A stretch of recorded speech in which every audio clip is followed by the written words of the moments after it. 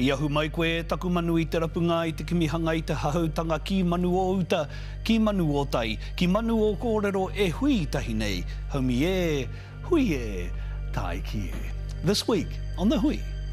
Traditional Māori ways of caring for tūpāpaku are being revived in the Bay of Plenty. This process for me is really healing. Using a shroud on tūpāpaku is always a real honour. It's empowering whānau and reducing the financial burden of funeral costs as well. We can do this ourselves. And we discuss youth justice, from ram raids to support in court with our panel of experts. Plus, we catch up with the couple who are normalising the use of taonga puoro, traditional Māori instruments.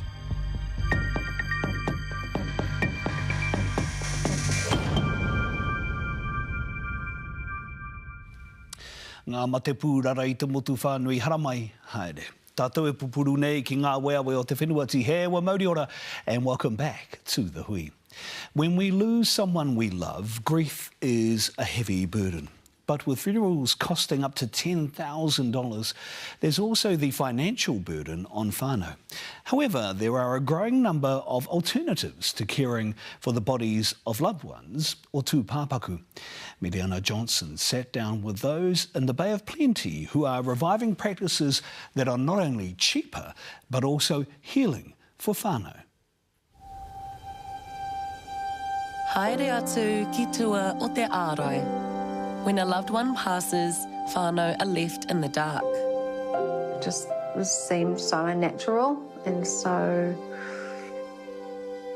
yeah, confronting. But from darkness comes light. I found there was a whole other way. It was the most sacred and beautiful process. So tell me a bit about where we are now. We're here at Ihukatia in Ohope. This is where me and Josh first met. We often came here on dates, we'd park up the car and reverse it back and have fish and chips in the back, and yeah.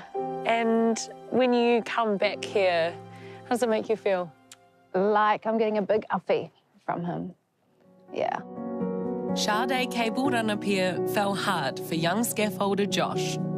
Everything happened really fast paced. Yeah, it was just real magnetic, real magic. I couldn't have chosen a more amazing man. We will grow old together, you and me.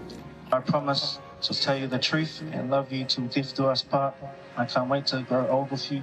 It felt way too good to be true. Like, is this really happening? Is this real? For 18 months it was, until the pain began. At the time, he was a go-hard rugby fanatic, played for Paroa. There was 8 to 10 doctor visits. They thought it was rugby.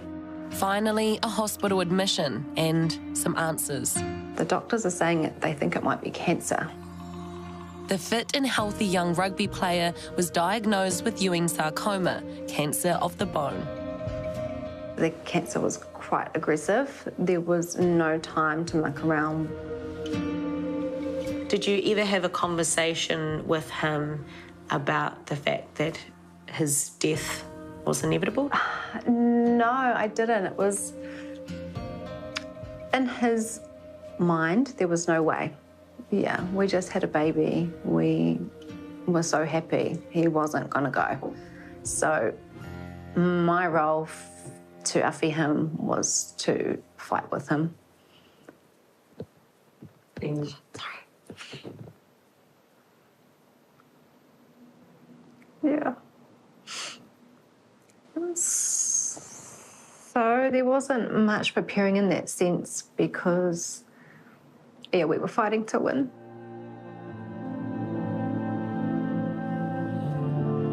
So we got 9 months with him from diagnosis to the time that he passed.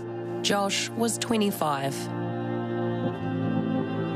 What followed would ultimately change the direction of Sade's life.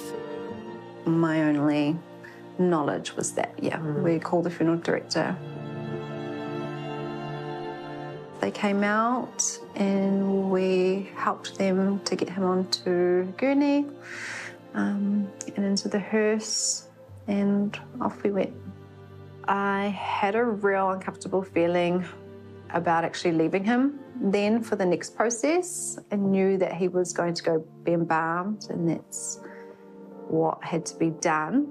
It was just so strange, you know, the smell, the chemical smell for me, his touch, the feeling of him, so different. There's no intimacy, and it definitely doesn't feel like our culture.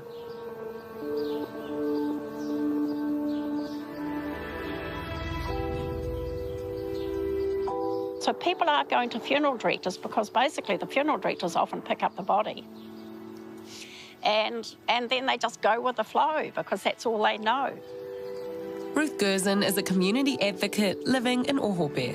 I just love the idea of communities taking more responsibility in life as well as in death to look after their own and not having to pass things over to professionals. She runs the Funeral Guides Collective, a group that supports whānau to look after their deceased loved one without the need for a funeral director. We've lost that knowledge, but funerals became professionalised and the communities have lost that knowledge. Sade's personal experience with Josh sent her on a journey for that knowledge. I found there was a whole other way that we could do Te Papaku death care. The answer lay in mātauranga Māori.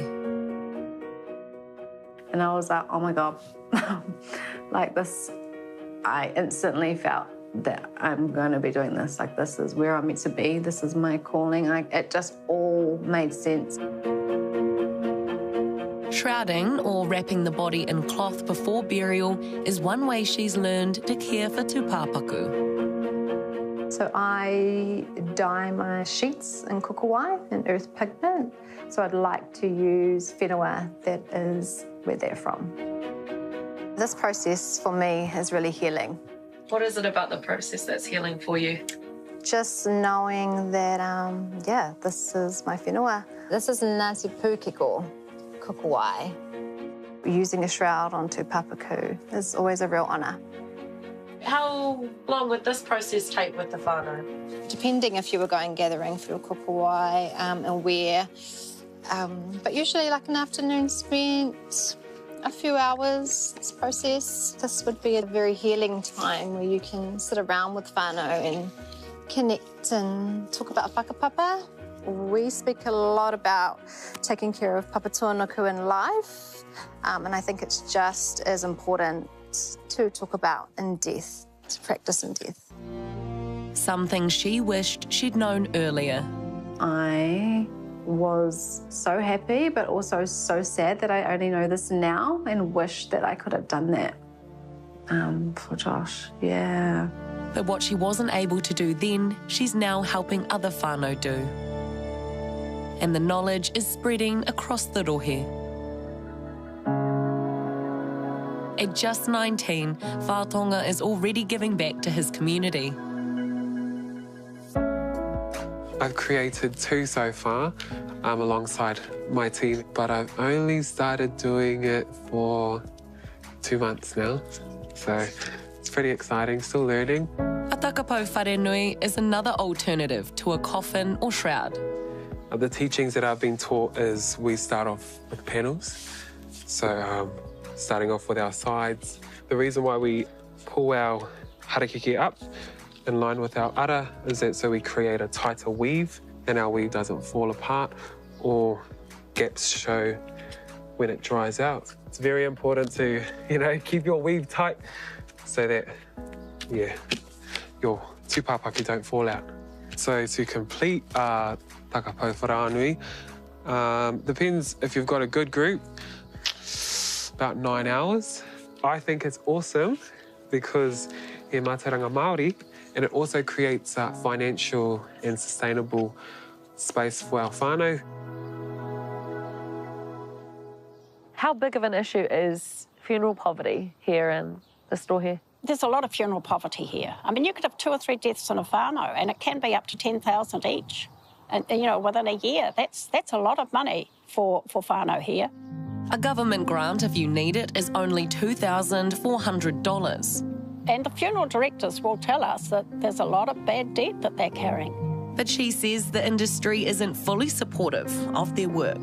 The Funeral Directors Association, in some of their submissions to the government, really wanted everyone to learn how to be like them and to be embalming and all of those things. And we're saying, no, that knowledge is not what we want. And Ruth is up against a powerful industry. Those funeral directors, our local ones, I think are wonderful. Nationally, I am concerned that there are two big Australian corporations that have bought up a lot of the funeral homes in New Zealand now. So I do worry about the industry as a whole in New Zealand. So it's big business. Yeah, it is a big business. There are some beautiful people that work as funeral directors, and the mahi that they do is stunning. But to me, we can do this ourselves. Sade's darkest days are now a gift. People often say to me, you know, you must get real sad or it must be heavy, but when there's that much love around, it's so beautiful and a real honour and privilege. Helping other whānau navigate their grief. Providing some comfort for her too, as she moves forward with her young whānau. Because you're never going to move on, I feel like, but moving forward was going to be easier now.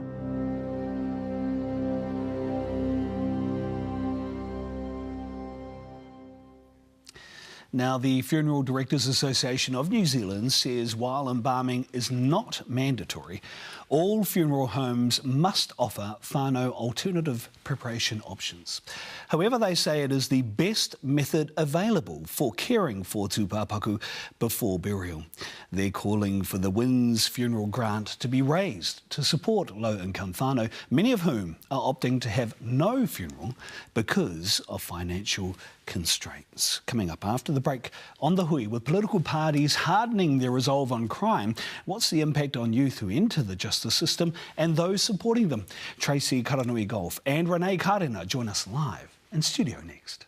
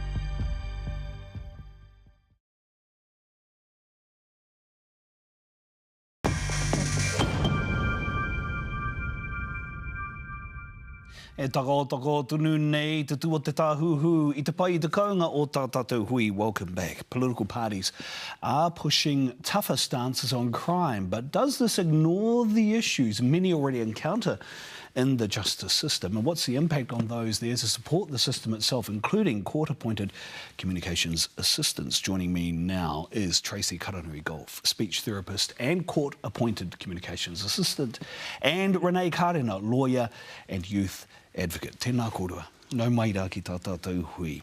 Tracy, you're a court-appointed communications assistant. Right. What's the role do? Yeah. So in New Zealand, court-appointed communication assistants are specialised speech and language therapists. We're appointed by the court to assist defendants, witnesses and complainants to with access to communication, to understand all the things that they need to understand, to be able to answer the questions their lawyers might ask them, and just to be able to meaningfully participate. Give me an example of how that support has been given. Give us an example of how whānau have used that support. Yeah, I can give an example recently at Rangatahi Court, actually, with a young person who felt too whakamā to come to Rangatahi Court because he knew that he would have to speak in whakawhanaungatanga. And so we adapted communication to give his pepeha via visual form, so he could still participate in the process. This is a young man who went from not talking to me at all to now agreeing to say his pepeha in the whare with his lawyer to participate meaningfully. And to be a part of the full process itself. Right? So, Renee, how important are the roles of people like Tracy of court-appointed communications assistants in the process? Look, they're absolutely important. They walk alongside us, the youth advocates. I know some people might think, well, you're a lawyer. You've got the skills to talk and listen to a young person. But the reality is, with all the complexities that our young people face, we need the assistance of our communication assistants. So I'm mihi to our tuahine here, who was talking about a very important topic today about the work they do in our justice system. And I thought that was a beautiful example of what you did in the Rangatahi Court, and it shows sort of the innovation that the communication assistants can bring to the role as well. So what's another example that you've seen of just how critical this role is? Sure. Talking to a young person, OK, you've got a curfew between the hours of 7 p.m. to 7 a.m, which means you must also present at the door when the police come knocking. However, if you behave well and you comply, we'll reverse that curfew. I mean, who can understand that sort of language easily? So, Tracy, given the role and the critical nature of the role, what's the current situation for court-appointed communications assistants? So there's about, I would say, around 50 court-appointed communication assistants in the country at the moment. About 5, maybe 6 whakapapa Māori, and very few of us who whakapapa Māori have confidence and competence working from a mātauranga Māori lens. Why is that so? Why aren't there more? So speech and language therapy has been a program of privilege. You could only access it in Auckland or in Christchurch as an undergraduate degree. That means you haven't had a degree before. That's how I became a speech language therapist. Or you could get it in Auckland via postgrad, which means you've already got a degree, so you add another one on top. Now, for our whānau, moving to the city like Auckland or Christchurch isn't always going to be feasible. It's not reasonable for lots of our whānau. So Massey's come up with a solution to that. But that program is potentially under threat? Yeah, it's definitely under threat well, the worst case would be closure, but also restructure. So restructure being that we lose FTEs or we lose staff to such a point that we can't teach with the criticality and the specialty that needs to be for us to have graduates that are ready to work with our whānau, and often whānau that are in really vulnerable states, in hospitals and justice systems. So is that why there are that wait times for whānau who are needing support are so long? It's simply because the workforce isn't there, and there isn't also the development of the workforce itself. Wow. That's correct. Well, I'd just like to say to young graduates coming through the university system, there's a big push on putting young people through law school and med school, and yes, we mihi to our rangatahi for going through university, but how about speech and language therapy. Exactly. They're serving communities. Absolutely. We know our young want to serve our communities. Massey's also, my role, I work at Massey University as well in a role called Kaiakiaki Māori, and that's about influencing the curriculum so that it's from an Aotearoa perspective, that we're using research that's relevant to our rangatahi, to our whānau here, and also that we can work to keep our students safe when they come. And a means of supporting whānau. OK, Renee, there is, as you know, a tough on-stance crime from various political parties. It's a big issue for this year's election. What's the impact of that, do you think? What would the impact of that be going forward now? Pātai pai, Jules. What it means is that if we can't have the assistance of communication assistants in our courts, we're going to miss a lot, quite frankly. And there might be lawyers watching this show that say, well, I speak to my young person fine, I can communicate. But the reality is we've got to keep upskilling. They come with specialist pukinga, and we rely heavily on them for that. So there's been, as we know, a lot of knee-jerk reactions. We're in an election year this year. Ram raids and the like. The ram raid legislation, which, by the way, isn't going to be passed before the election. But there's been, as we know, a knee-jerk reaction to that. And, of course, we all understand the argument that we need to keep communities safe.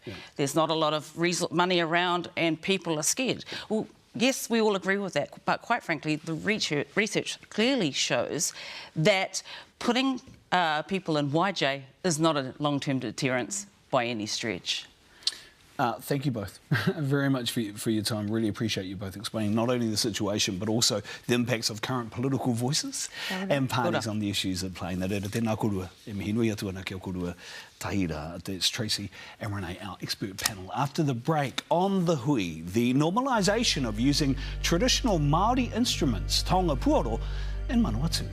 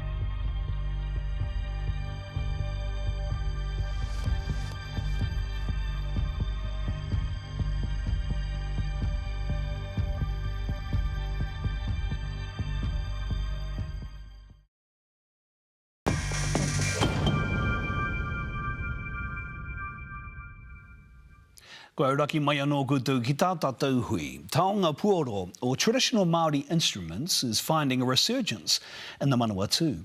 Jerome Kavanagh and Ruiha Turner are part of this movement. And when they're not composing new waiata with their instruments, the couple holds wānanga to share the benefits of these ancient taonga.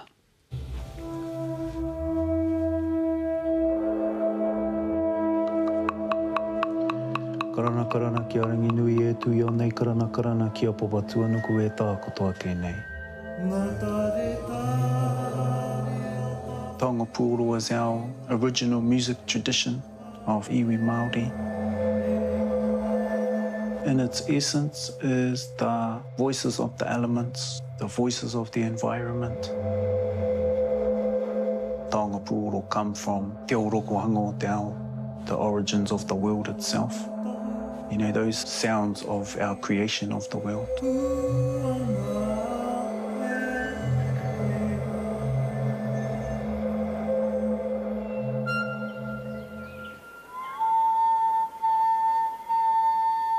I was first introduced to taonga puoro through my kuia. I think I was about 8 or 9. And she mentioned to me, oh, this is our musical instruments. Not too long after that, I actually witnessed a karaua who played his pupurangi during a pōhiri. So my journey's been quite recent in the sense of the depth, I guess. Like, I sort of knew about puoro, but not really in a sense of what it was or what it's, you know, what they were, just more the sound. Growing up, taonga puoro wasn't a common conversation or a common concept. Yeah, or they were looked at as more like a porotiti was a toy, or, yeah, but it wasn't common.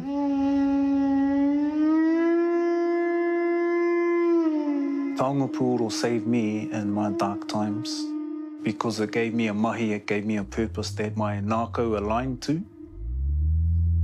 Once I committed myself to being a practitioner of taonga puoro, that really it brought me out of this dark space in a way that nothing has really. At that time, I was suicidal, quite severely depressed. I was on really heavy medication in terms of antidepressants. Once I was sort of well enough and had enough of sort of 10 or so taonga puoro, then I started to go around our kura and kohanga and share those taonga because I sort of realised how the sound and how making them and how the pūrākau made me feel. Taonga puoro has become a really natural, everyday occurrence for us. So to use it in our haputanga was quite a natural evolution of how we would use our puoro. We got these taonga, we got these puoro, we got our baby coming, so I was really about putting that into practice, you know. Tō porotiti. Tēnā koe. So we created our puoro collection, I guess, for tawhirirangi.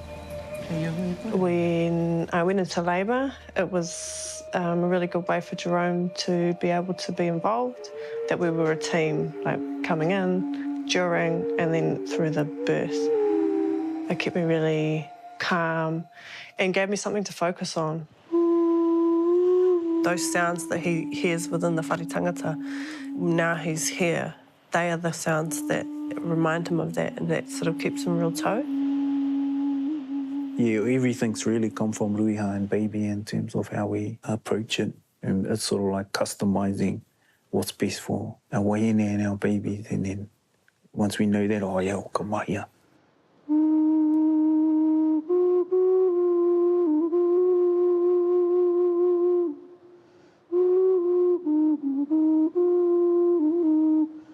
I've been practicing now for just over 20 years. And, you know, we didn't have nobody come into Careers Day saying that you can be a taonga pūoro practitioner.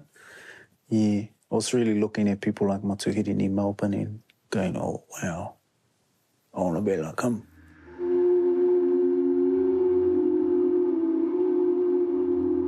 We've got a high focus on returning to our tupuna rohes and taking our wānanga back to the marae is really the biggest thing that we're focusing on. What we're going to do is we're just going to like take 4 breaths together. So when I say ka u, you're going to breathe in through your ihu. As a practitioner, I could definitely feel the different types of wairua that happen when we do our orowatua.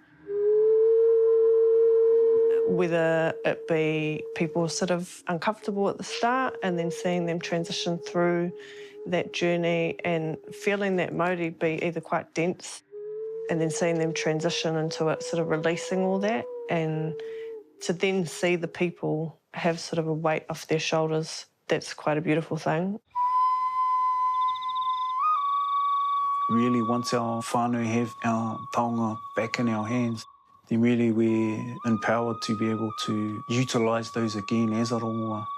It's really exciting, and it's for all of our whānau Māori, because we get to wānanga together and make them and learn how to play them together. It's been beautiful and it's been challenging as at the same time. Like, we probably could go and work for somebody else, but we try and stay pono to our kaupapa. Our tupuna have left us these taonga, and if we dedicate ourselves to that mahi only, then they'll look after us. Some of the challenges for us is, does this align with our kaupapa? Like, there was a wine company that approached us to be kind of like the face of this organic wine, and then we just thought, oh, that's probably not appropriate considering the history of our people with waipiro. Yeah, and we always check with our mums and our whānau. Yeah. We say, oh, what about this? And, you know, and that one, my mum was like, oh, hell no. Like, I guess with like taonga pūoro or any art form, rāranga or whakairo, it doesn't just belong to us. There's a wider responsibility to our whānau, our hapu, our other friends who are taonga pūoro practitioners. There's all that we've got to consider, you know.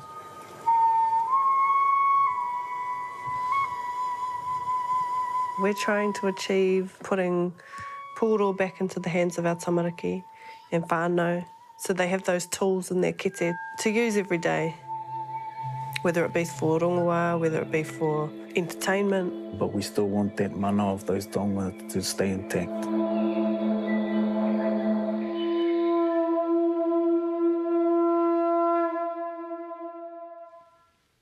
Ka nui te mihi kia Jerome Rao Koruiha kua pai ngā kōrero atatata hui ki konei I a Yanina. You'll find links to our stories on all our social media channels, Facebook, YouTube and others, as well at newshub.co.nz.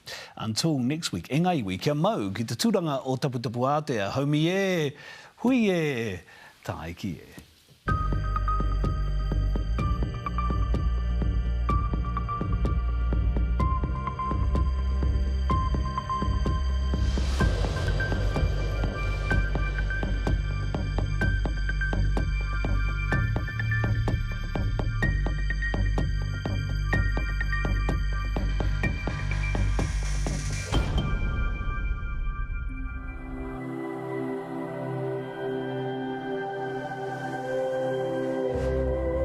reo te take.